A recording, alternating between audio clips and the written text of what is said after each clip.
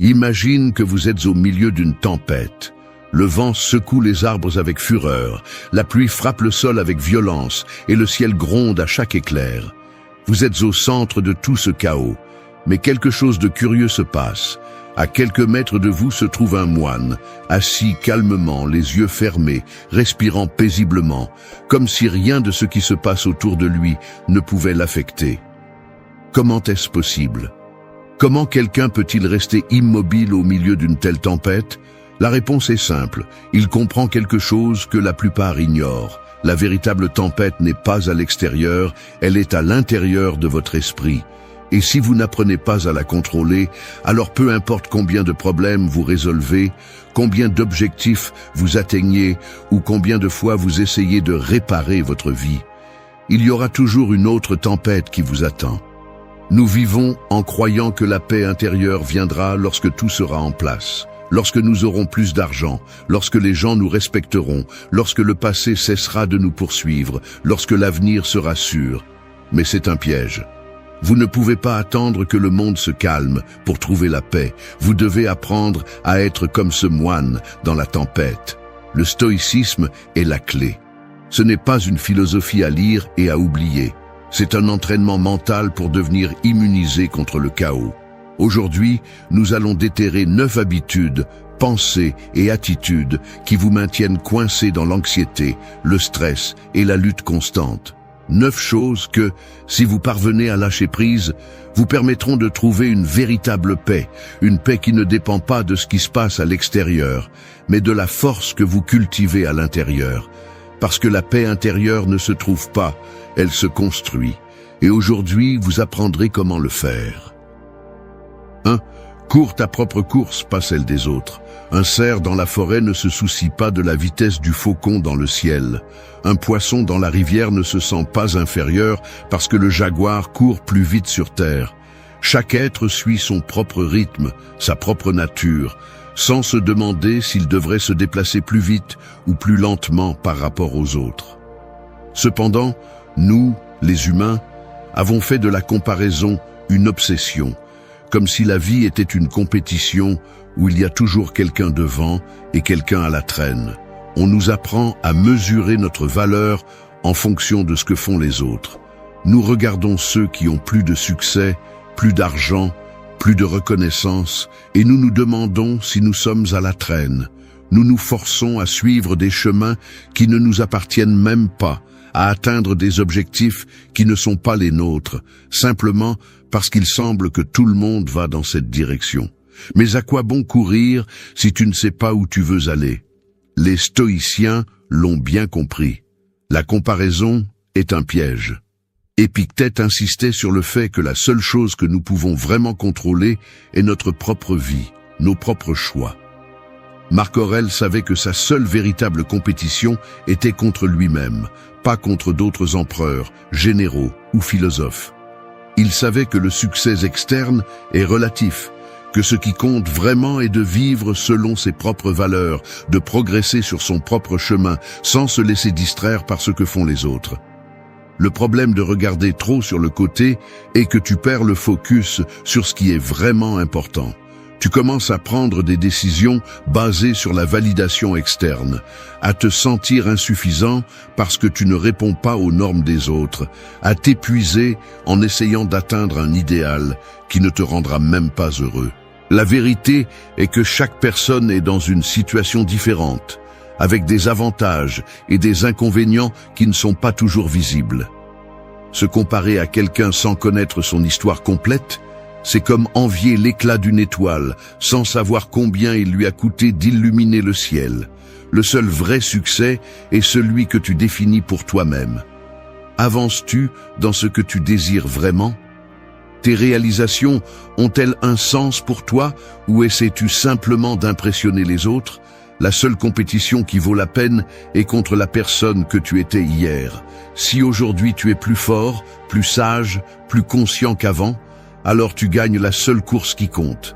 Quand tu arrêtes de regarder sur les côtés et que tu te concentres sur ton propre chemin, l'anxiété disparaît, la pression se dissout et tu commences à vivre avec un but. La vie n'est pas une piste de course où tout le monde doit arriver en premier. c'est un chemin personnel où chacun avance à son propre rythme. Alors ne te laisse pas distraire par le vol du faucon si ta destination est dans l'eau. Et n'essaie pas de courir comme un jaguar si ton truc est de te déplacer avec la tranquillité du cerf. Trouve ton pas, suis ton rythme et laisse les autres suivre le leur. 2. Libère-toi du poids de l'inutile. Un aigle ne peut pas voler haut si ses ailes sont chargées de boue. Chaque fois qu'il essaie de s'élever, le poids supplémentaire le tire de nouveau vers le sol.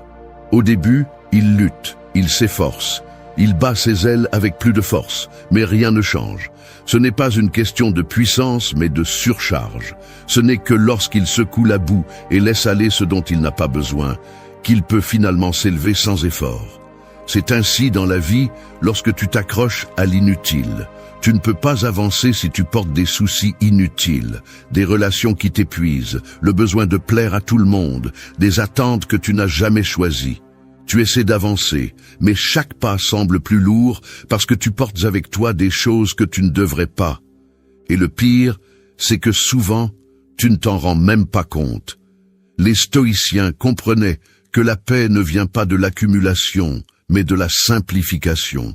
Tu n'as pas besoin de remplir ta vie d'objets, de réalisations qui ne signifient rien pour toi, d'engagements qui ne font que t'épuiser. Tu n'es pas plus précieux parce que tu es occupé tout le temps ou parce que tu portes des responsabilités qui ne te reviennent pas. Ce qui compte vraiment est rarement ce qui pèse le plus. Regarde autour de toi. Combien de choses as-tu seulement par inertie? Combien de soucis occupent ton esprit sans apporter quoi que ce soit? Combien de problèmes continues-tu à traîner simplement parce que tu ne t'es jamais arrêté pour te demander s'il valait la peine de continuer à les porter? Parfois, nous pensons que lâcher prise, c'est perdre, mais en réalité, lâcher prise, c'est libérer de l'espace pour ce qui compte vraiment. Pense-y, les meilleures expériences de la vie sont souvent les plus simples. Rire avec un ami, un moment de silence en paix, la satisfaction de faire quelque chose qui te comble vraiment. Aucune de ces choses ne pèse, aucune de ces choses n'opprime, parce qu'elles font partie de l'essentiel. Pourtant, la société nous a appris que plus nous avons, plus nous sommes occupés, plus nous accumulons de responsabilités, plus nous valons. Mais cette idée est un mirage. Le minimalisme, tant matériel qu'émotionnel, est un outil puissant. Il ne s'agit pas de renoncer à tout, mais d'apprendre à distinguer ce qui ajoute de ce qui ne fait qu'encombrer. Demande-toi, est-ce que ce que je porte avec moi me rapproche ou m'éloigne de la vie que je veux? Cela peut être un objet, une pensée, une relation, une peur. Si son seul effet dans ta vie est de te peser, de t'épuiser, de te voler ta tranquillité, alors laisse-le partir. Beaucoup de gens s'accrochent à des choses par peur. Peur d'être seul, peur de ne pas être suffisant, peur que s'ils laissent partir quelque chose ou quelqu'un, ils ne trouveront jamais rien de mieux. Mais cette peur est précisément ce qui les maintient piégés. Plus tu t'accroches, plus il est difficile d'avancer. La véritable liberté n'est pas d'avoir plus, mais de nécessiter moins. L'aigle ne reste pas au sol à se demander s'il devrait lâcher la boue. Il la laisse simplement partir et s'élève. Fais de même. Nettoie ta vie de ce dont tu n'as pas besoin, de ce qui ne fait que te peser, de ce qui t'empêche de bouger avec légèreté. Parce que moins tu portes, plus haut tu peux voler. 3. Laisse la vie couler, ne la contrôle pas. Une rivière ne lutte pas contre les rochers qu'elle rencontre sur son chemin, elle les contourne, simplement. Elle ne s'arrête pas pour se plaindre parce que le terrain n'est pas comme elle l'espérait, ni n'essaie de forcer son cours dans une direction impossible. Elle suit simplement son flux naturel, s'adaptant, avançant, sans résistance. Mais nous, les humains, faisons le contraire. Nous nous accrochons à l'illusion du contrôle, croyant que si nous planifions chaque détail, si nous anticipons chaque obstacle, si nous nous inquiétons assez, nous pourrons nous assurer que tout se passe exactement comme nous le voulons. Et lorsque la vie nous prouve inévitablement le contraire, arrive la frustration, la peur, l'anxiété. Les stoïciens savaient que tenter de contrôler l'incontrôlable est la source de beaucoup de notre souffrance. Épictète disait que la clé de la tranquillité est de distinguer entre ce qui est en notre pouvoir et ce qui ne l'est pas. Tu peux contrôler ton attitude, tes décisions, ton effort, mais tu ne peux pas contrôler l'opinion des autres, les résultats de chaque action, ni les circonstances qui se présentent. Marc Aurèle le comprenait bien. Peu importe combien ton pouvoir est grand, il y a des choses qui ne dépendent tout simplement pas de toi. Et c'est précisément en acceptant cette réalité que se trouve la liberté. Pense à combien de fois tu t'es stressé pour quelque chose que finalement tu ne pouvais pas changer. Peut-être as-tu passé des nuits blanches à t'inquiéter pour un problème qui s'est résolu tout seul, ou as-tu essayé de manipuler une situation pour qu'elle se déroule comme tu le voulais, pour finir encore plus frustré. La vie ne se laisse pas contrôler, et plus tu essaies de la forcer, plus elle te résiste. C'est comme essayer de serrer du sable dans ton poing fermé. Plus tu appliques de force, plus il s'échappe entre tes doigts. Cela ne signifie pas être passif, ni cesser de prendre des décisions. Cela signifie apprendre à couler avec ce que la vie te présente au lieu de t'obséder sur comment les choses devraient être. Cela signifie donner ton meilleur effort et ensuite lâcher le résultat, sans t'angoisser pour ce qui ne dépend pas de toi. Cela signifie accepter que certaines portes se fermeront et d'autres s'ouvriront, qu'il y aura des changements inattendus, que tu ne comprendras pas toujours pourquoi quelque chose arrive au moment où cela se produit, mais que résister ne te fera que plus de mal. Quand tu apprends à lâcher le besoin de tout contrôler, l'anxiété disparaît. Tu commences à vivre avec plus de légèreté, à profiter du présent sans être pris dans la peur de l'avenir. Comme la rivière, au lieu de te fracasser contre les rochers, tu les contournes simplement et continues d'avancer. Parce qu'au final, la vie n'est pas faite pour être contrôlée, mais pour être vécue. 4. Ferme la porte au passé et vis aujourd'hui. Un voyageur avance dans le désert en portant un sac à dos plein de pierres. Au début, le poids est supportable, mais avec chaque kilomètre parcouru, il devient de plus en plus insupportable. Ses pas deviennent plus lents, son dos se courbe, son énergie s'épuise. Il sait qu'il devrait lâcher la charge, mais quelque chose en lui dit qu'il ne peut pas. Chaque pierre représente une erreur, un souvenir douloureux, une opportunité perdue. Il s'accroche à elle parce qu'il pense que s'il les laisse derrière lui, il perdra une partie de lui-même. Cependant, la seule chose qu'il perd vraiment est l'opportunité d'avancer. Beaucoup vivent de cette façon, traînant le poids du passé, revivant les erreurs encore et encore, se punissant pour ce qu'ils ont fait ou pour ce qu'ils n'ont pas fait. Ils vivent coincés dans ce qui est déjà passé, comme si y penser encore une fois pourrait le changer. Mais le temps ne fonctionne pas comme ça. Hier est immuable, peu importe combien vous l'analysez, combien vous le regrettez, ou combien vous souhaitez qu'il ait été différent. Les stoïciens savaient que s'accrocher au passé est l'un des plus grands obstacles à la paix intérieure. Épictète disait que la seule façon d'être libre est de lâcher ce qui n'est pas sous notre contrôle, et rien n'est moins sous notre contrôle que ce qui s'est déjà passé.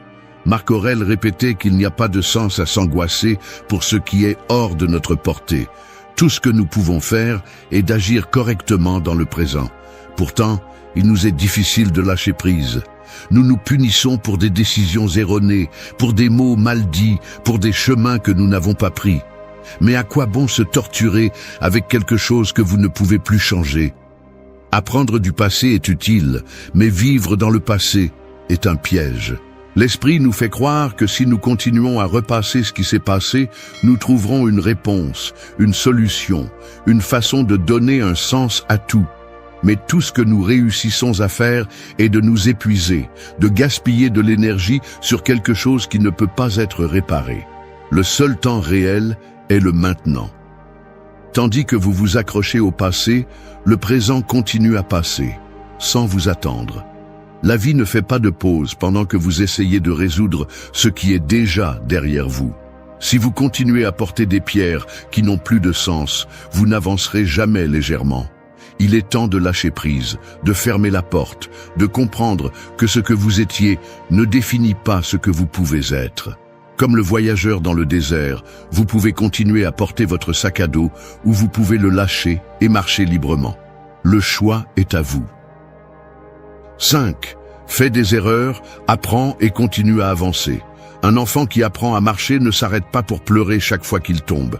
Il trébuche, se relève, fait un autre pas, retombe et continue d'essayer sans se demander s'il devrait abandonner. Il n'éprouve pas de honte pour ses faux pas, ni ne se punit pour être tombé, car dans son esprit, il n'y a pas d'échec, seulement de l'apprentissage. Cependant, en grandissant, nous oublions cette leçon essentielle. La peur de se tromper nous paralyse. Nous avons peur de commettre des erreurs, comme si chaque échec était une preuve que nous ne sommes pas assez bons. La réalité est que l'erreur n'est pas un ennemi, mais un maître. Les stoïciens voyaient l'échec comme une partie inévitable de la croissance. Pour eux, chaque faux pas était une occasion de se renforcer, de mieux comprendre le monde et de s'améliorer. Ils savaient que personne ne naît en sachant tout, que chaque chemin a ses chutes et qu'il n'y a pas d'apprentissage sans tentative ratée. Le problème est que la société nous a appris à craindre l'erreur, à la voir comme quelque chose de honteux, plutôt que comme une partie naturelle du processus. Nous nous punissons pour chaque erreur, nous nous accrochons aux échecs du passé et souvent nous cessons d'essayer par peur d'échouer à nouveau. Mais comment espères-tu avancer si tu n'es pas prêt à trébucher de temps en temps? Chaque erreur contient une leçon, chaque faux pas te donne des informations sur ce que tu dois améliorer. Il ne s'agit pas d'éviter de tomber, mais d'apprendre à bien tomber. Au lieu de te punir pour les erreurs du passé, utilise-les comme une carte pour ne pas les répéter.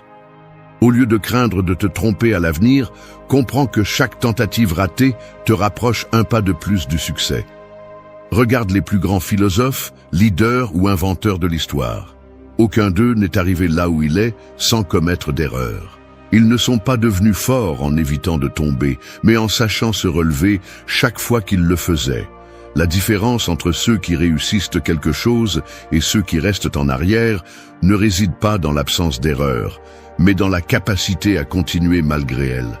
Alors, la prochaine fois que tu trébucheras, rappelle-toi de l'enfant qui apprend à marcher. Ne perds pas de temps à te lamenter sur la chute, ne te punis pas pour ne pas l'avoir fait parfaitement. Apprends, ajuste, continue, parce qu'au final, la vie ne consiste pas à ne jamais se tromper, mais à continuer à avancer sans avoir peur de tomber. 6. Le silence et le repos sont aussi productifs. Dans la nature, les arbres ne poussent pas tout le temps. Il y a des saisons où ils fleurissent et d'autres où ils semblent inactifs. Mais cette pause n'est pas une erreur, elle fait partie de leur cycle. En hiver, alors que les feuilles sont tombées et que tout semble arrêté, les racines continuent de renforcer leur prise sur la terre, absorbant les nutriments, se préparant pour la prochaine étape de croissance. Ce qui semble être de l'inactivité est en réalité un processus essentiel. Mais dans la société moderne, nous avons oublié cela. On nous a appris à valoriser uniquement l'action, le mouvement constant, la production sans repos. Nous croyons que si nous ne sommes pas occupés, nous perdons notre temps. Si nous ne parlons pas, nous manquons une opportunité. Si nous ne sommes pas en mouvement, nous échouons. Et cette obsession de l'activité nous a conduits à une réalité épuisante. Nous vivons fatigués, anxieux, avec l'esprit saturé de bruit et sans un seul moment de véritable calme. Les stoïciens savaient que le silence et le repos sont aussi importants que l'action. Ils comprenaient que la clarté mentale ne vient pas du chaos, mais du calme. Marc Aurèle, malgré la direction d'un empire, prenait des moments pour l'introspection et le silence. Non pas parce que c'était un luxe, mais parce que c'était nécessaire. Le repos n'est pas de la paresse, c'est une stratégie. Le silence n'est pas un vide, c'est du pouvoir. Regardez comment nous vivons aujourd'hui. Nous nous entourons de bruits constants, notifications, réseaux sociaux, conversations vides, soucis inutiles. Même lorsque nous avons un moment de calme, nous cherchons quelque chose pour le remplir. Nous ne savons pas être seuls avec nos pensées, nous ne savons pas simplement être sans ressentir la pression de faire quelque chose. Mais l'esprit, comme un muscle, a besoin de repos pour bien fonctionner. Sans pause, sans espace pour le silence, nous finissons par être surchargés, irritables, épuisés. Le véritable repos n'est pas seulement dormir, c'est vous permettre des moments de tranquillité sans culpabilité. C'est apprendre à dire non à la surcharge de tâches inutiles. C'est arrêter de confondre être occupé avec être productif. C'est trouver des espaces pour la réflexion, pour le calme, pour la déconnexion du bruit externe et la connexion avec vous-même. Le silence est aussi une réponse. Vous n'avez pas besoin de réagir à tout. Vous n'avez pas besoin de donner votre avis sur chaque chose. Vous n'avez pas besoin de remplir chaque vide avec des mots. Parfois, se taire est la meilleure décision. Parfois, faire une pause est la chose la plus intelligente, non pas parce que vous évitez, mais parce que vous vous permettez de récupérer de l'énergie pour ce qui compte vraiment. Un arbre qui ne se repose pas en hiver ne fleurit pas au printemps. Un esprit qui ne trouve pas le silence ne peut pas penser clairement. Un corps qui ne se repose pas ne peut pas tenir dans le temps. Alors, lâchez l'idée que vous devez toujours être occupé, que chaque minute doit être remplie d'activités. Apprenez à valoriser la pause, car elle aussi contient de la croissance. 7. Remplace les plaintes par la gratitude et l'action. Il y a deux types de personnes dans le monde, celles qui restent à regarder la tempête et se lamentent parce qu'il pleut, et celles qui cherchent un abri ou continuent à marcher sous la pluie sans se laisser arrêter. La différence ne réside pas dans la situation, mais dans l'attitude.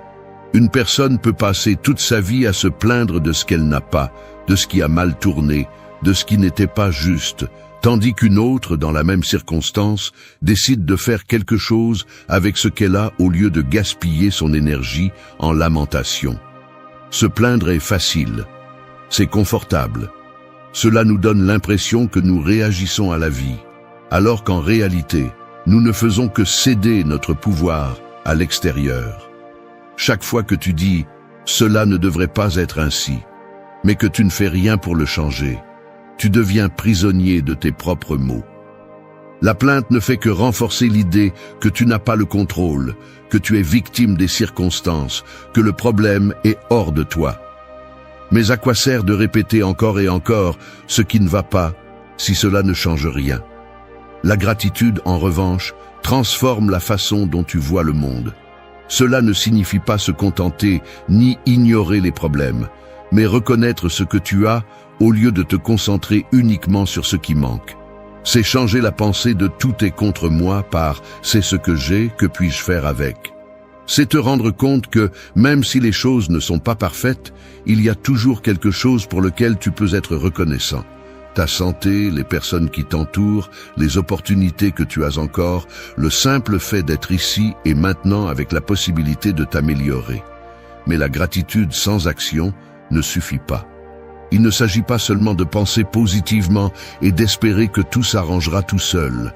Il s'agit de prendre ce que tu as et de l'utiliser à ton avantage. Si quelque chose te dérange, change-le. Si quelque chose ne dépend pas de toi, accepte-le et continue.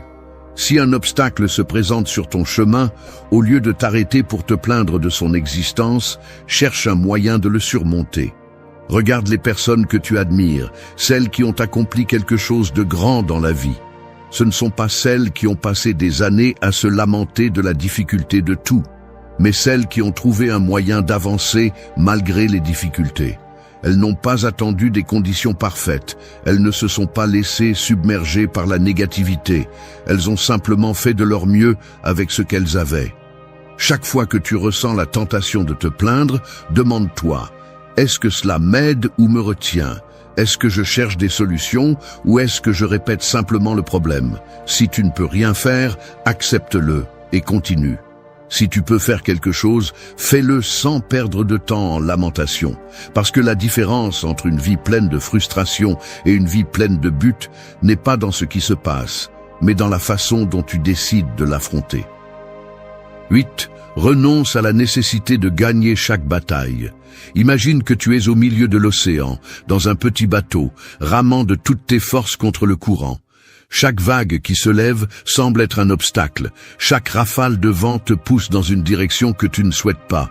Tu t'accroches aux rames avec l'idée que si tu continues à lutter, si tu continues à pousser avec plus d'intensité, tôt ou tard tu vaincras la mer.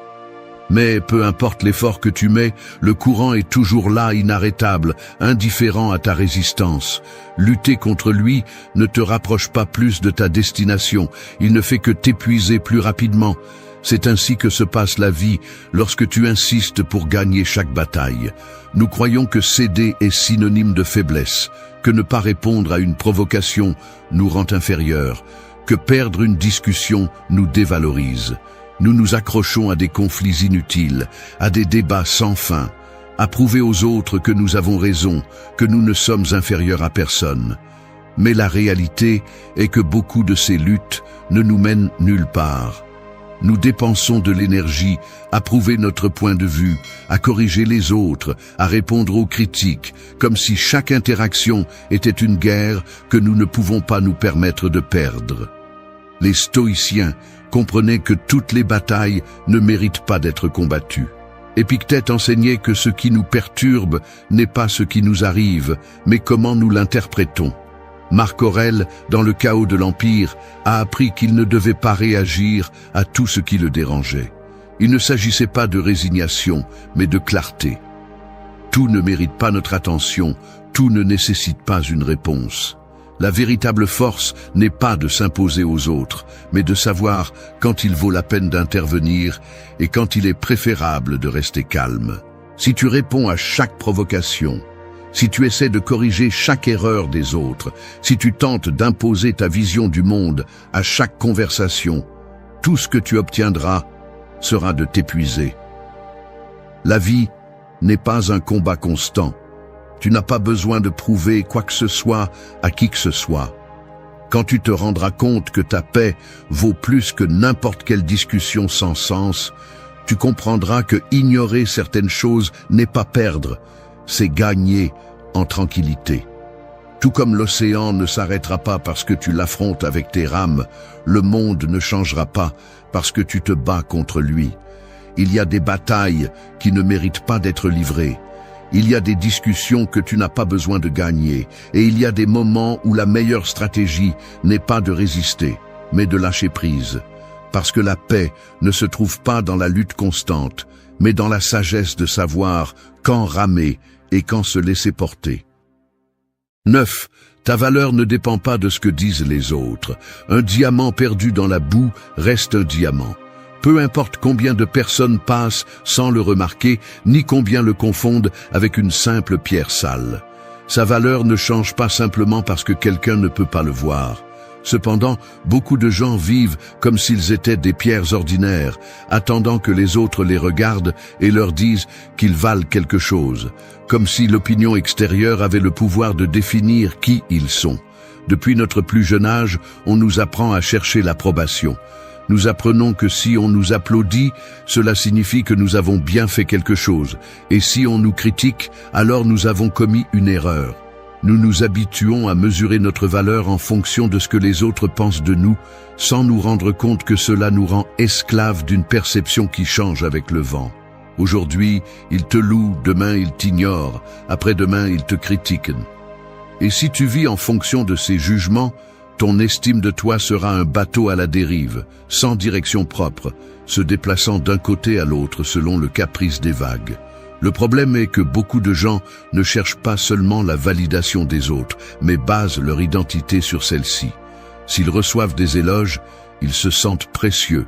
S'ils reçoivent des critiques, ils ont l'impression de ne pas être à la hauteur. Mais que se passe-t-il si personne ne dit rien? Si le monde ignore ton effort, si tes réalisations ne reçoivent pas d'applaudissements, si tes idées ne génèrent pas de reconnaissance immédiate, cela signifie-t-il que tu ne vaux rien? Voici le piège. Le monde ne te reconnaîtra pas toujours. Non pas parce que tu n'as pas de mérite, mais parce que souvent les gens sont trop occupés par eux-mêmes pour remarquer ce que tu fais. Il y aura ceux qui minimiseront tes efforts, ceux qui douteront de toi, ceux qui te critiqueront sans raison. Et si tu passes ta vie à attendre une validation externe pour te sentir précieux, tu seras toujours à la merci d'opinions que tu ne peux pas contrôler. Ceux qui comprennent cela arrêtent de vivre pour plaire aux autres, non pas parce qu'ils sont indifférents, mais parce qu'ils comprennent que leur valeur ne dépend pas d'un commentaire, d'un nombre de followers, d'une reconnaissance. Tu n'es pas moins capable simplement parce que quelqu'un ne le voit pas, ni plus grand parce que quelqu'un te le dit. L'approbation externe est un reflet inconstant, un miroir qui déforme la réalité selon les intérêts de celui qui le regarde. Baser ta confiance en toi sur cela, c'est comme essayer de construire une maison sur du sable. Le curieux, c'est que plus tu dépends de la validation des autres, plus tu deviens vulnérable. Si quelqu'un te critique, tu t'effondres. Si tu ne reçois pas l'approbation que tu espérais, tu doutes de toi-même. Et dans cet état, tu cesses d'agir librement. Tu commences à te modeler selon ce que tu crois que les autres veulent voir. Tu deviens une version diluée de toi-même, conçue pour s'intégrer, pour éviter le rejet, pour recevoir l'acceptation que tu désires tant. Mais cela a un coût élevé. Tu perds ton authenticité. Tu ne peux pas contrôler ce que les autres pensent de toi. Aujourd'hui, tu peux faire quelque chose d'incroyable et être ignoré. Demain, tu peux commettre une erreur et être pointé du doigt. Si tu passes ta vie à essayer de satisfaire tout le monde, la seule chose que tu obtiendras est de t'épuiser et de te trahir toi-même. La seule personne dont l'opinion compte vraiment est la tienne, parce qu'à la fin de la journée, c'est toi qui vis avec toi-même, qui connais tes intentions, qui sais ce que chaque pas t'a coûté. Pense à toutes les personnes qui ont marqué l'histoire. Aucune d'entre elles n'a été universellement acceptée. Beaucoup ont été critiquées, ridiculisées ou ignorées en leur temps. Si elles avaient basé leur estime de soi sur l'approbation des autres, elles n'auraient jamais fait quoi que ce soit de significatif. La différence entre eux et ceux qui restent dans la médiocrité est qu'ils n'ont pas laissé le bruit extérieur définir leur chemin. Maintenant, regarde ta propre vie. Demande-toi, est-ce que je prends des décisions en fonction de ce que je veux vraiment ou de ce que je pense qui me fera gagner de l'acceptation? Est-ce que j'évite de faire des choses par peur du jugement des autres? Est-ce que je sacrifie mon authenticité pour m'intégrer dans un moule que je n'ai même pas choisi? Se libérer du besoin d'approbation ne signifie pas devenir arrogant ou indifférent. Cela signifie agir en accord avec tes valeurs sans te soucier de savoir si le monde l'applaudit ou non. Cela signifie faire ce qui est juste sans attendre de récompense externe. Cela signifie valoriser ton effort, ton chemin, tes réalisations, sans avoir besoin que quelqu'un d'autre les valide. Un diamant reste un diamant, qu'il soit couvert de boue ou exposé dans une vitrine. Sa valeur ne change pas simplement parce que quelqu'un ne le voit pas. Et toi, avec toutes tes vertus, avec tout ton effort, avec toute ta croissance, tu restes précieux, même si le monde ne te le dit pas. Alors arrête de chercher chez les autres la confirmation de quelque chose qui est déjà un fait. Agis selon ce que tu crois juste, marche avec assurance sur ton propre chemin et laisse le bruit du monde derrière toi. Imagine ceci. Tu entres dans une pièce pleine de monde. Tu ne dis pas un seul mot. Tu ne fais rien d'extraordinaire. Mais d'une manière ou d'une autre, tout le monde te remarque. Certains regards sont de respect, d'autres de curiosité, voire de peur. Ce n'est pas de l'arrogance, ce n'est pas de la suffisance. C'est quelque chose de plus subtil, de plus puissant. C'est de la présence, c'est du contrôle, c'est de la domination. Maintenant dis-moi, combien de fois as-tu vu quelqu'un qui n'a pas besoin de crier, de menacer ou de se vanter pour que les autres le respectent? Des gens qui semblent commander sans le demander, imposer sans effort et laisser une empreinte rien qu'avec leur manière d'être. Penses-tu que c'est de la chance? Quelque chose avec lequel on est? Non, c'est un art. Et aujourd'hui, je vais t'apprendre à le maîtriser. Tu verras, l'erreur de beaucoup est de penser que le pouvoir se démontre par l'agressivité, que le respect s'exige avec des mots, que le contrôle s'impose par la force. Mais les vrais leaders, ceux qui commandent vraiment dans la vie, ne perdent pas de temps avec ces bêtises. Ils ne cherchent pas la validation, ne réagissent pas aux provocations et ne gaspillent jamais leur énergie à convaincre les autres qu'ils sont puissants. Ils le sont simplement. La question est, comment y parvient-on? Ici, je ne vais pas te parler de bêtises motivationnelles, ni de trucs bon marché pour sembler quelqu'un que tu n'es pas. Je vais te donner 7 leçons basées sur la philosophie stoïcienne et sur des stratégies psychologiques utilisées par les hommes les plus influents de l'histoire. Ce sont des règles qui, si tu les appliques, te transformeront en quelqu'un que les autres respectent sans que tu aies à le demander. Mais je te préviens, ce n'est pas pour tout le monde. Tout le monde n'a pas le tempérament pour maîtriser ses émotions, agir avec stratégie et gérer la perception à son avantage. Si tu cherches à ce que le monde te traite différemment, si tu veux projeter du pouvoir sans élever la voix et faire que ta seule présence parle pour toi, alors écoute bien ce qui suit. Parce qu'une fois que tu comprendras ces 7 règles, tu ne te déplaceras plus dans la vie comme avant. 1. Sois le maître de vos émotions, pas leur esclave. Regardez autour de vous. La plupart des gens sont des bombes à retardement émotionnel. Il suffit d'un mauvais regard, d'un mot déplacé ou d'un petit contretemps pour qu'ils explosent de colère, de frustration ou de désespoir. Ils sont esclaves de leurs émotions. Ils réagissent sans réfléchir, sans contrôle, comme des marionnettes dont les fils sont entre les mains de quiconque sait comment les tirer. Si quelqu'un peut vous mettre en colère avec une simple provocation, il vous contrôle. Si une situation inattendue peut vous faire sortir de vos gonds, vous êtes vulnérable. Et quelqu'un qui n'a pas de contrôle sur lui-même n'aura jamais de contrôle sur rien. Les stoïciens ont compris cela il y a plus de 2000 ans. Épictète disait que ce qui nous perturbe ne sont pas les événements en soi, mais l'interprétation que nous en faisons. Vous ne pouvez pas contrôler le monde extérieur, mais vous pouvez contrôler la façon dont vous y répondez. Et c'est là que réside le véritable pouvoir. Imaginez-le ainsi. Vous êtes en discussion avec quelqu'un qui essaie de vous provoquer. Il élève la voix, utilise des insultes, cherche la moindre faille dans votre caractère pour vous faire réagir. Il veut vous voir perdre le contrôle. Mais vous ne lui faites pas ce plaisir. Vous restez calme.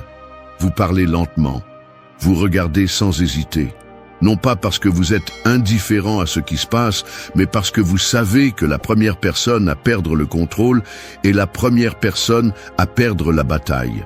C'est la clé. Celui qui garde le contrôle est celui qui a le pouvoir. Pensez aux leaders les plus respectés, aux personnages les plus influents de l'histoire. Ce n'étaient pas ceux qui criaient le plus fort, ni ceux qui réagissaient à chaque attaque comme un animal acculé. C'étaient ceux qui restaient imperturbables dans la tempête, ceux qui ne laissaient jamais les autres leur voler leur calme. Beaucoup de gens confondent le pouvoir avec l'agressivité. Ils pensent que réagir avec force à chaque offense est une démonstration de domination. Mais ce qui inspire vraiment le respect, ce n'est pas la capacité d'attaquer, mais la capacité de résister. Qui pensez-vous projette plus d'autorité? L'homme qui se laisse provoquer et explose en cris et menaces, ou celui qui garde son calme, froid et impénétrable, sans laisser personne contrôler son état mental. L'autocontrôle est la différence entre un homme qui commande et un homme qui réagit simplement. Quand les gens voient qu'ils ne peuvent pas vous faire sortir de votre centre, qu'ils ne peuvent pas vous manipuler avec des mots ou des émotions, ils commencent à vous voir différemment. Votre présence devient plus forte, plus imposante, parce que vous ne dépendez pas de l'approbation ou de la provocation pour agir. Vous décidez comment répondre. Marc Aurèle, l'empereur philosophe, a gouverné Rome en temps de crise. Trahison, peste, guerre. Mais on ne l'a jamais vu agir par désespoir ou par peur. Il comprenait que son plus grand ennemi n'était pas le chaos extérieur, mais la bataille à l'intérieur de son propre esprit. Il a écrit un jour, « Tu as le pouvoir sur ton esprit, pas sur les événements extérieurs. Réalise cela, et tu trouveras la force. » Cela ne signifie pas que vous devez être une roche sans émotion. Cela signifie que vous devez maîtriser vos émotions au lieu d'être dominé par elles. Ressentez la colère si nécessaire, mais ne la laissez pas décider pour vous. Ressentez la frustration, mais ne laissez jamais cela contrôler vos paroles. Utilisez chaque émotion comme un outil, jamais comme un maître. Voici un principe simple à retenir. Chaque fois que quelqu'un réussit à vous faire réagir sans contrôle, il vous a vaincu. Peu importe votre intelligence, votre force ou vos compétences. Si vous ne pouvez pas vous contrôler, il y aura toujours quelqu'un d'autre qui vous contrôlera. Les stoïciens ne cherchaient pas à être froids ou insensibles. Ils cherchaient quelque chose de plus difficile, être imperturbable. Peu importe ce qui se passe à l'extérieur, le feu intérieur ne s'éteint pas. Vous pouvez appliquer cela dans votre vie dès maintenant. Ne réagissez pas immédiatement, ne laissez pas les autres décider comment vous vous sentirez. Avant d'agir, demandez-vous, est-ce que je prends cette décision ou quelqu'un d'autre la prend pour moi? Le respect ne se demande pas, le respect se gagne, et tout commence par la maîtrise de soi. Quand les autres voient qu'ils ne peuvent pas vous manipuler, qu'ils ne peuvent pas vous faire perdre le contrôle, ils commencent à vous voir différemment. Vous n'êtes plus un parmi tant d'autres. Vous n'êtes plus un esclave de votre tempérament. Vous êtes quelqu'un qui commande. Si vous voulez vraiment projeter du pouvoir, la première étape est simple. Maîtrisez vos émotions. Ne soyez pas un esclave. Ne laissez pas les autres manipuler votre état mental comme s'ils jouaient avec un jouet. Prenez le contrôle de vous-même. Et quand vous le ferez, vous verrez comment le monde commence à vous traiter différemment. 2. Entre dans une pièce comme si tu étais déjà le leader. Pense à ceci, tu es dans un endroit plein de gens. Personne ne te connaît, personne ne sait qui tu es. Mais dès que tu franchis la porte, les regards se tournent vers toi. Non pas parce que tu es le plus grand, le plus fort ou le plus bruyant. Tu n'as pas dit un seul mot, mais d'une manière ou d'une autre, les gens sentent ta présence. Ce n'est pas une coïncidence. C'est ce qui se passe lorsque tu apprends à projeter l'autorité sans effort, lorsque tu entres dans n'importe quel endroit comme si tu étais déjà le leader. L'erreur de beaucoup est de penser que l'autorité se mendie, que le respect se demande. Non, l'autorité se projette. Le respect s'impose par ta seule présence, et c'est là que la plupart échouent. Ils entrent dans un endroit avec l'énergie de quelqu'un qui cherche l'approbation, avec des doutes, avec nervosité, la tête baissée, espérant que quelqu'un d'autre leur donne la permission de se sentir important. Mais si tu ne te considères pas comme le leader, personne d'autre ne le fera. Les stoïciens ont compris cela il y a des siècles. Tu n'as pas besoin d'un titre pour être un leader. Tu n'as pas besoin que quelqu'un te donne la permission d'occuper un espace en toute confiance. Tout ce dont tu as besoin, c'est de la bonne mentalité et de la bonne présence. Lorsque tu entres dans n'importe quel lieu, fais-le avec le contrôle de quelqu'un qui y appartient déjà. Non pas comme quelqu'un qui cherche à s'intégrer, mais comme quelqu'un qui fait déjà partie de l'environnement. Le leadership ne consiste pas à s'imposer par la force ou par des mots vides. Il s'agit de la façon dont tu te comportes, dont tu te déplaces, et de la façon dont tu fais ressentir les autres. Pense à quelqu'un comme Jules César. Lorsqu'il entrait dans une réunion du Sénat romain, il n'avait pas besoin de s'annoncer. Il n'avait pas besoin de crier ou de faire un spectacle. Sa simple présence, sa façon de marcher, sa posture, son regard, tout indiquait qu'il avait le contrôle. Comment accomplir cela dans ta propre vie? Commence par ton langage corporel. Ta posture parle avant toi.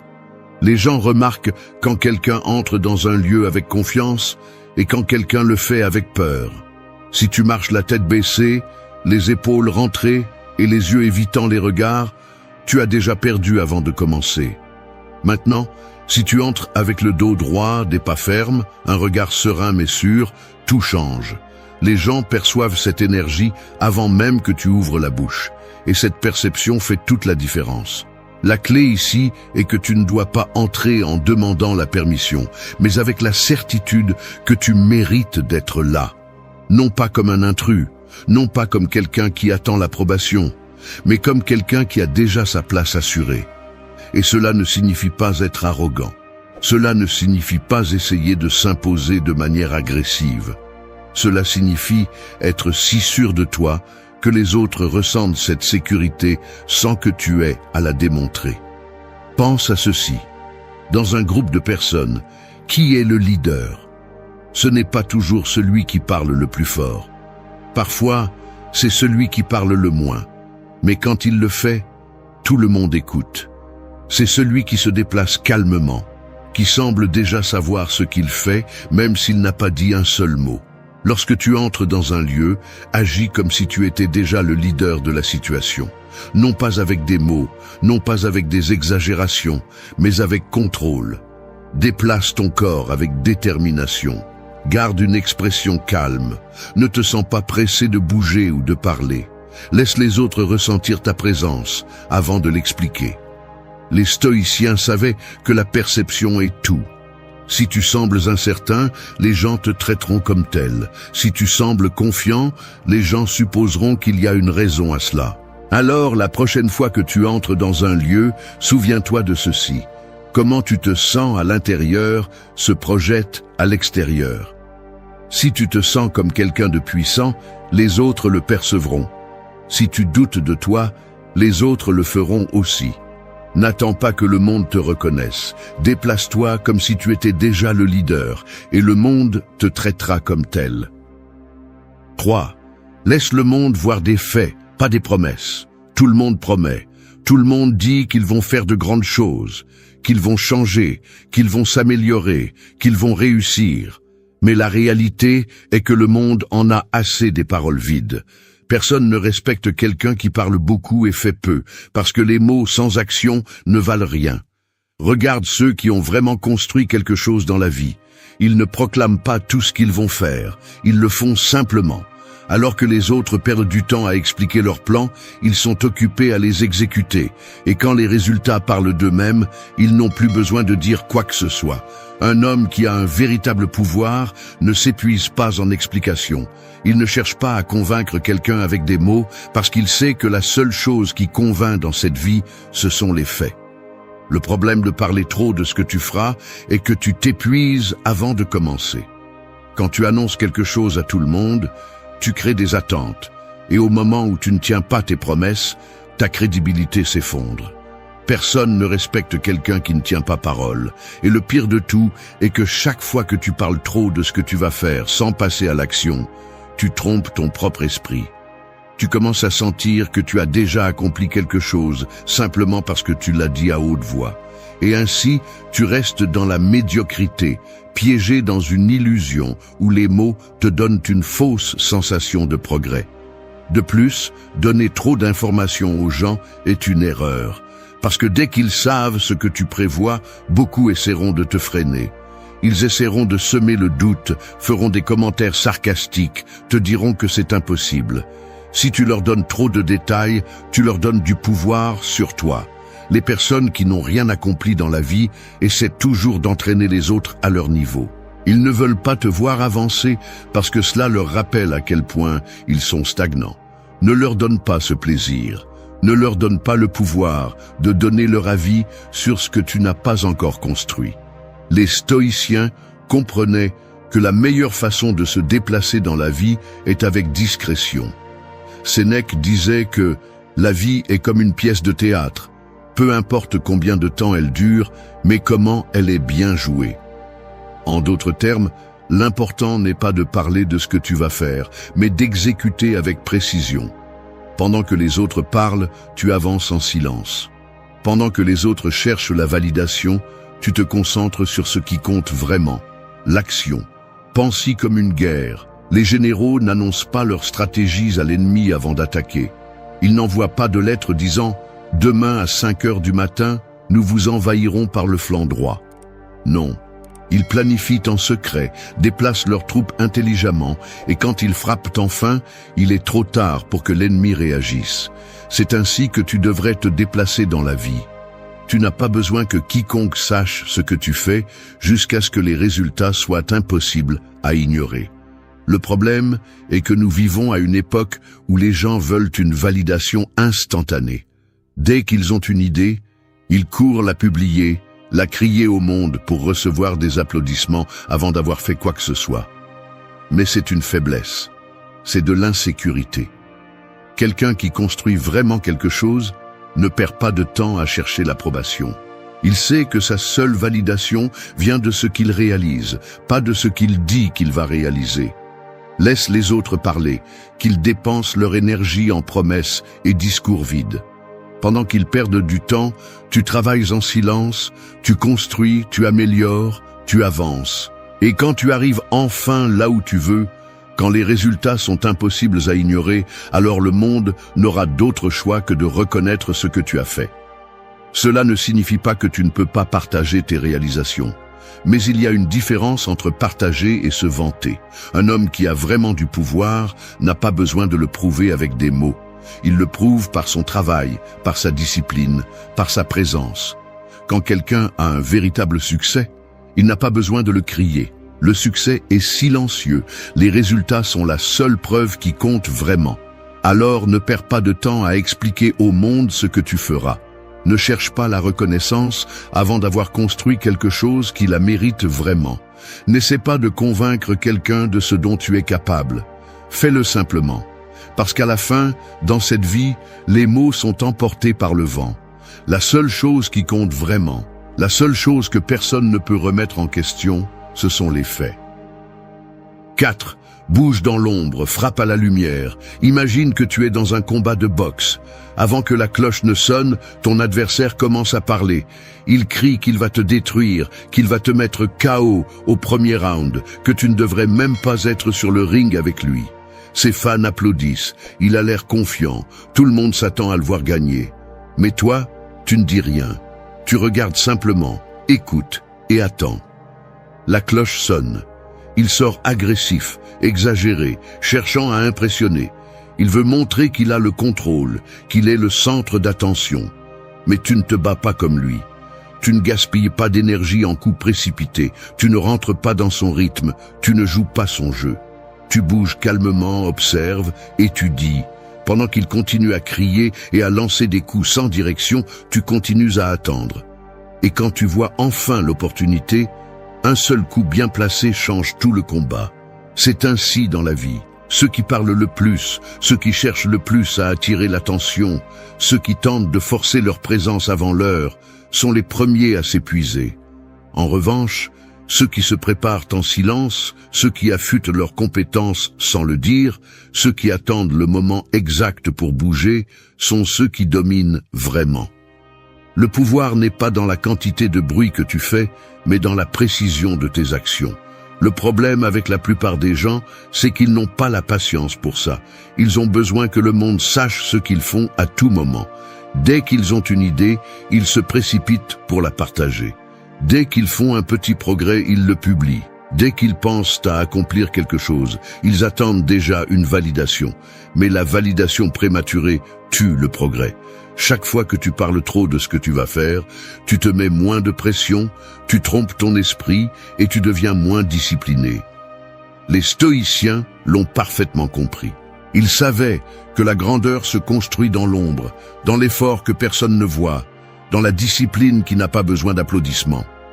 Sénèque disait que peu importe ce que tu dis que tu vas faire, seul compte ce que tu fais vraiment.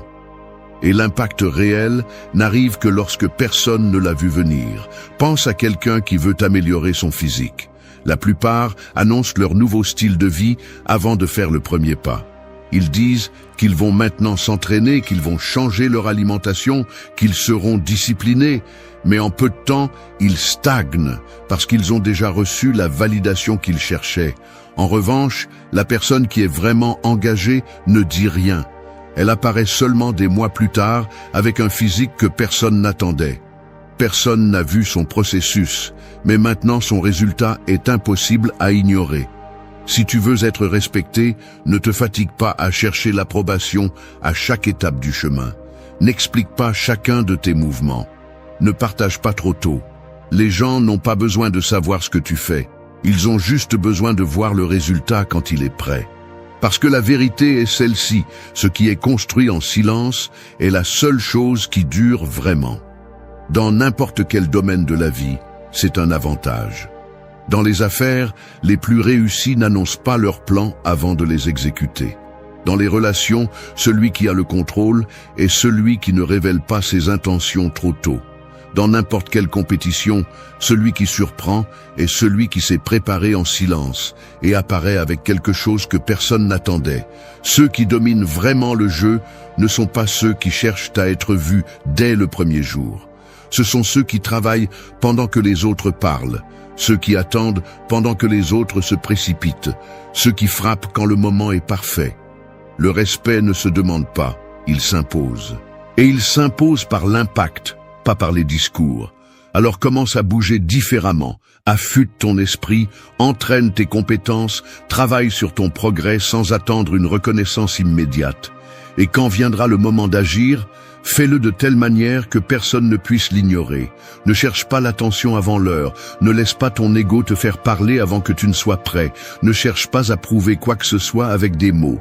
Bouge dans l'ombre, frappe à la lumière, et observe comment le monde te traite différemment. 5. Ne cherche pas à t'intégrer, sois la norme. L'erreur est de penser que pour gagner du respect, il faut se conformer à ce que les autres attendent, s'adapter, suivre les tendances, s'insérer dans un moule conçu par d'autres. Mais le respect n'a jamais été pour ceux qui cherchent à être acceptés. Le respect est pour ceux qui créent leurs propres normes et obligent les autres à la reconnaître. Depuis petit, on nous enseigne qu'il faut suivre le chemin déjà tracé, qu'il faut faire ce que font les autres pour faire partie du groupe. On récompense l'obéissance, la conformité, la capacité à ne pas faire trop de bruit. Mais regarde qui domine vraiment dans ce monde. Ce ne sont pas ceux qui ont suivi les règles à la lettre, ce ne sont pas ceux qui ont cherché à s'intégrer. Ce sont ceux qui ont tracé leur propre chemin, ceux qui ont cessé de se soucier de ce que les autres pensaient et sont devenus la référence. Le problème est que beaucoup passent leur vie à essayer de se conformer à ce que l'environnement dicte. Ils s'habillent d'une certaine manière parce que c'est comme ça qu'il faut. Ils parlent de certaines choses parce que c'est acceptable. Ils changent leur façon d'être juste pour ne déranger personne. Et dans ce processus, ils perdent leur essence, leur présence, leur impact. Ils se diluent dans la foule jusqu'à devenir invisibles. Le véritable respect vient lorsque tu oses être différent sans demander la permission. Lorsque tu deviens quelqu'un qui ne suit pas les tendances, mais qui impose son propre rythme. Cela ne signifie pas être rebelle sans cause, ni agir avec arrogance. Cela signifie que le monde ne te dicte pas comment te comporter, mais que tu décides qui tu es et comment tu te présenteras. Ceux qui projettent réellement le pouvoir et le contrôle ne sont pas ceux qui cherchent à s'intégrer, mais ceux qui créent une identité si forte que les autres doivent s'adapter à leur présence. Ils ne cherchent pas la validation externe parce qu'ils ont déjà validé qui ils sont à l'intérieur. Ils n'ont pas besoin de l'approbation de personne parce qu'ils savent que l'autorité ne se demande pas. Elle s'impose avec des faits, avec du caractère, avec une présence qui ne peut pas être ignorée. Lorsque tu entres dans un lieu, la différence entre être quelqu'un d'ordinaire et quelqu'un d'inoubliable réside en ceci. Agis-tu de la manière que les autres attendent ou agis-tu selon ta propre conviction? Celui qui s'adapte trop finit par être remplaçable. Celui qui reste ferme dans son essence devient quelqu'un d'irremplaçable. Regarde ta vie maintenant. Combien de fois as-tu changé quelque chose juste pour ne pas attirer l'attention? Combien de fois as-tu gardé le silence quand tu voulais parler? As-tu suivi une norme avec laquelle tu n'étais pas d'accord? As-tu baissé le ton de ta présence juste pour ne pas déranger? Maintenant demande-toi, qu'as-tu gagné avec cela? Ne cherche pas à t'intégrer, sois la norme. Dans chaque espace où tu te trouves, dans chaque interaction, dans chaque action, bouge avec la certitude que ta valeur ne dépend pas de l'approbation externe. Parle avec conviction, marche avec assurance, décide avec fermeté.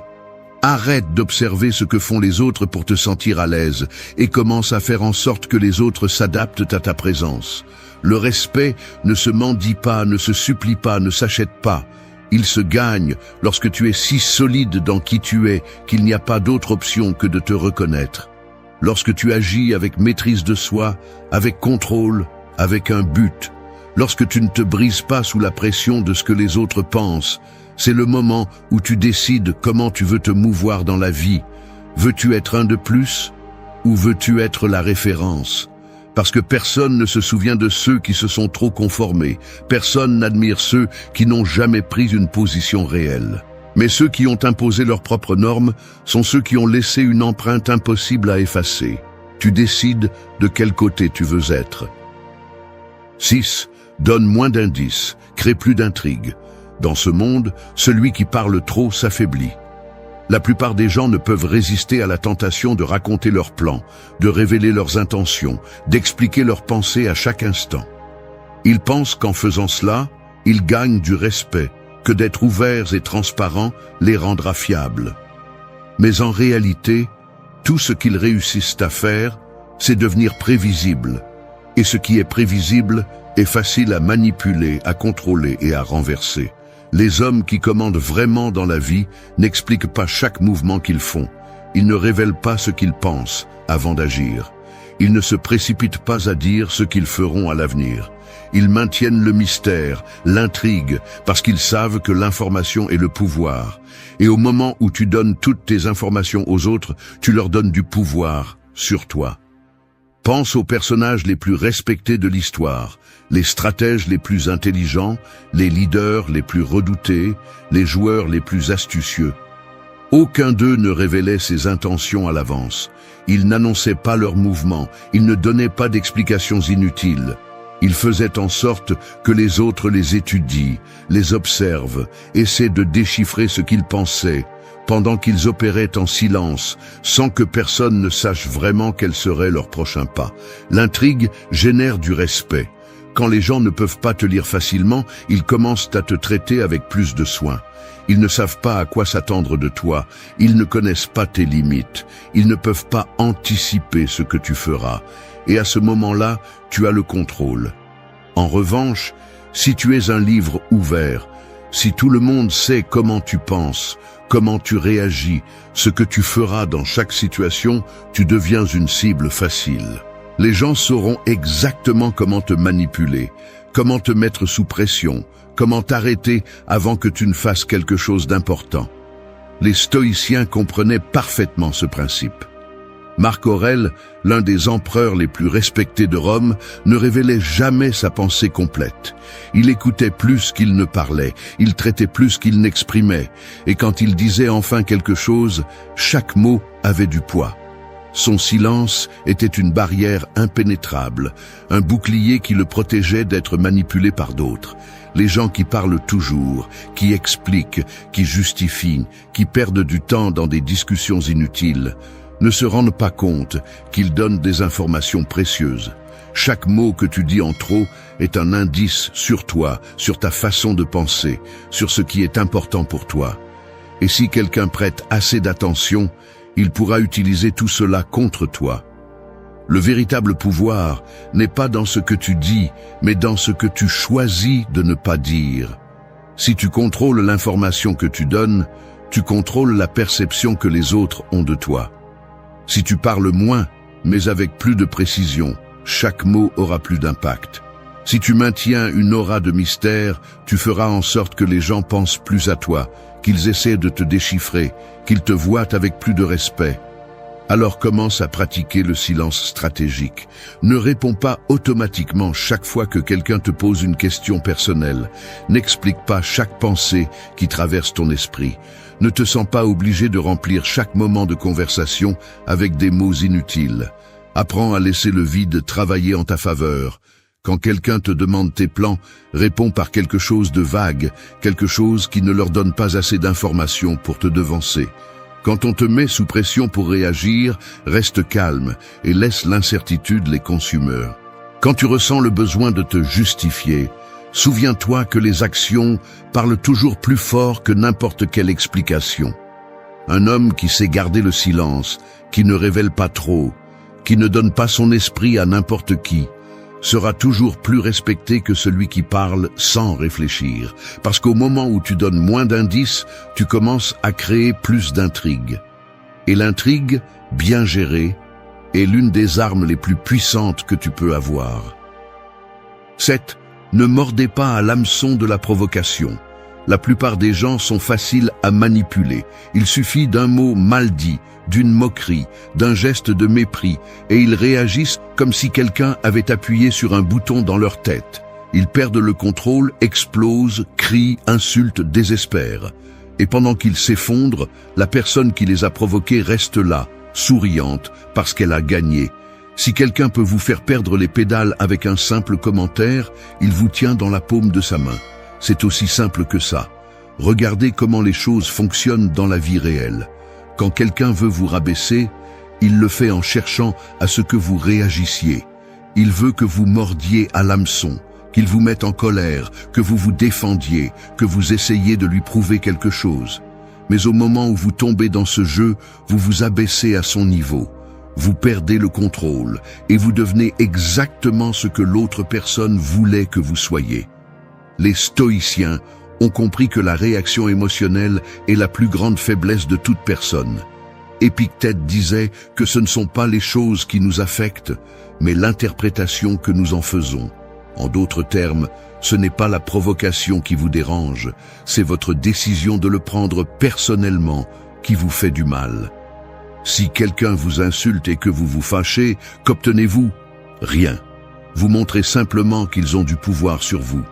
En revanche, si vous ignorez la provocation, si vous ne daignez même pas répondre à ce qu'ils ont dit, si vous gardez votre calme absolu, vous retirez toute sa force à l'attaque. Pensez-y de cette façon. Qui a le plus de pouvoir dans une dispute? Celui qui désespère et commence à crier comme un enfant gâté, ou celui qui reste ferme, sans broncher, observant avec un léger sourire pendant que l'autre perd le contrôle? La réponse est évidente. Le véritable contrôle est celui qui est exercé sans effort. La véritable supériorité est de ne pas avoir à prouver quoi que ce soit à personne. Les hommes les plus puissants de l'histoire le savaient. Napoléon, par exemple, ne répondait jamais à la première attaque verbale. Il laissait l'autre parler, essayer de le provoquer, pendant qu'il analysait, attendant le moment parfait pour riposter avec une précision chirurgicale. Parfois, il ne le faisait même pas, parce qu'il comprenait qu'un homme qui ne répond pas aux provocations a plus de pouvoir que celui qui le fait. Et c'est là que vous devez apprendre quelque chose de crucial. Le monde est plein de provocateurs.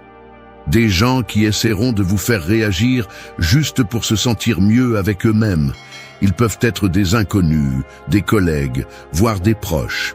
Ne leur donnez pas ce plaisir. Ne jouez pas leur jeu. Quand quelqu'un essaie de vous sortir de votre centre, regardez-le calmement, écoutez, mais ne montrez aucune réaction. Gardez le contrôle. Faites-lui sentir qu'il parle à un mur impénétrable. Rien ne désarme plus un provocateur que l'indifférence totale. Et si vous devez répondre, faites-le avec intelligence, pas avec des émotions. Ne vous mettez pas sur la défensive, n'entrez pas dans son énergie. Répondez par une phrase courte, directe, et laissez le silence faire le reste. C'est tout? Je ne suis pas intéressé à discuter, ou simplement un regard long et froid peuvent faire plus de mal que 1000 mots. Parce que pendant que l'autre attend que vous réagissiez comme un animal acculé, vous lui faites comprendre qu'il perd son temps.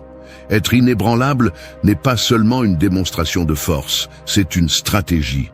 Si vous voulez du respect, vous devez montrer que rien ni personne ne peut vous sortir de votre centre. Ne mordez pas à l'hameçon de la provocation, parce que lorsque vous cessez de réagir, c'est là que vous commencez vraiment à dominer. Merci d'être resté jusqu'à la fin de la vidéo. Si vous avez tout vu, commentez « Je suis stoïcien » comme notre signe secret, indiquant que vous êtes un véritable apprenant du stoïcisme. N'oubliez pas de vous abonner et de liker la vidéo si elle vous a plu. Rendez-vous dans la prochaine vidéo et rappelez-vous, continuez à cultiver votre esprit stoïque.